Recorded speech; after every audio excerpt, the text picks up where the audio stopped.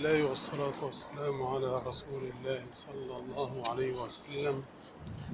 أما بعد، يقول النبي صلى الله عليه وسلم: لا تشد الرحال إلا إلى ثلاث: المسجد الحرام، ومسجدي هذا، والمسجد الأقصى، أو كما قال النبي صلى الله عليه وسلم.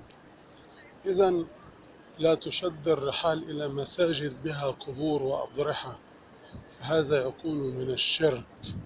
قد يقول قائل: فمسجد النبي صلى الله عليه وسلم به قبر، أي قبر النبي صلى الله عليه وسلم.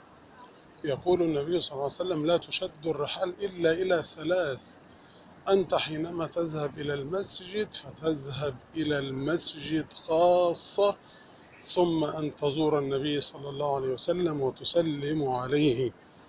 نعم. إذن يقول النبي صلى الله عليه وسلم: الصلاة في المسجد الحرام ب100,000 صلاة، أو تعدل في مسجد غير مسجد الحرام 100,000 صلاة، أو كما قال صلى الله عليه وسلم: والصلاة في مسجدي هذا، أي في مسجد النبي صلى الله عليه وسلم، ب1000 صلاة. لو تخيلت أنك صليت صلاة واحدة في مسجد الله وفي بيت الله الحرام، تجدها ب100,000 صلاة. فإن أحسبت هذه الصلاة وضربت 100,000 صلاة وحسبتها بالأيام والشهور والسنون، تجد أنك تظل تعبد الله عز وجل 56 سنة أو 57 سنة علشان تجيب 100,000 صلاة. وهذا هو فرض واحد أو صلاة واحدة. وكما قال بعض العلماء: أن من رحمة الله عز وجل أنك تصلي أي صلاة من فريضة أو نافلة.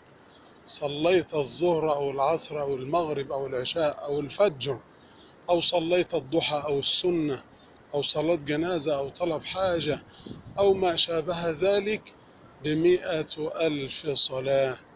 يا عباد الله، هلموا إلى بيت الله الحرام.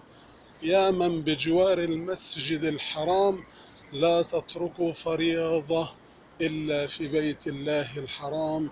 ستجدون هنالك الحصاد، فأنت تزرع في الدنيا وتحصد في الآخرة.